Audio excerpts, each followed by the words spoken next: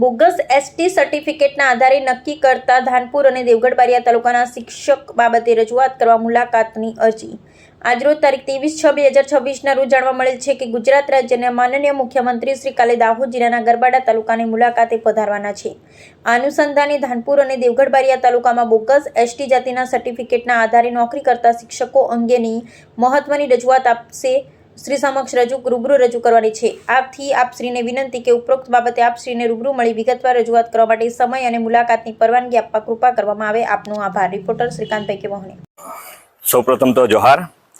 આજે અમે કલેક્ટર ઓફિસમાં એક પરમિશન માટે આવ્યા છીએ, જેનો મુદ્દો એ છે કે કાલે સીએમ સાહેબ આવે છે દાહોદની અંદર, તો એ સરકારી પ્રોગ્રામ અંતર્ગત હોવા છતાં પણ અમે અમારો જે 2017થી સળગતો મુદ્દો છે બોગસ એસટી પ્રમાણપત્ર, એ બાબતે અમને એ બાબતની રજૂઆત કરવા માટે અમે ઓછામાં 10 સેકન્ડ પણ મળે તો 10 સેકન્ડ માટેની પણ અમે માંગ કરેલી છે કે અમે સીએમ સાહેબને સીધો અમારું જે પ્રશ્નો છે એ પ્રશ્નનું સોલ્યુશન અમને મળી શકે।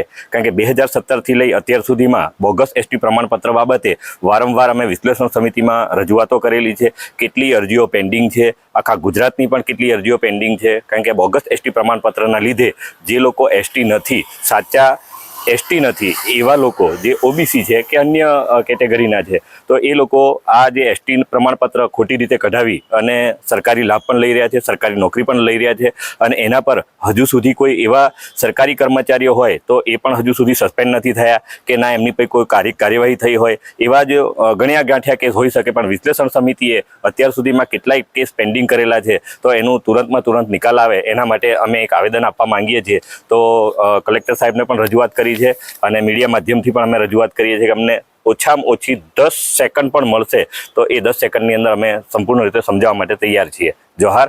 જય આદિવાસી। કેતન બામણિયા।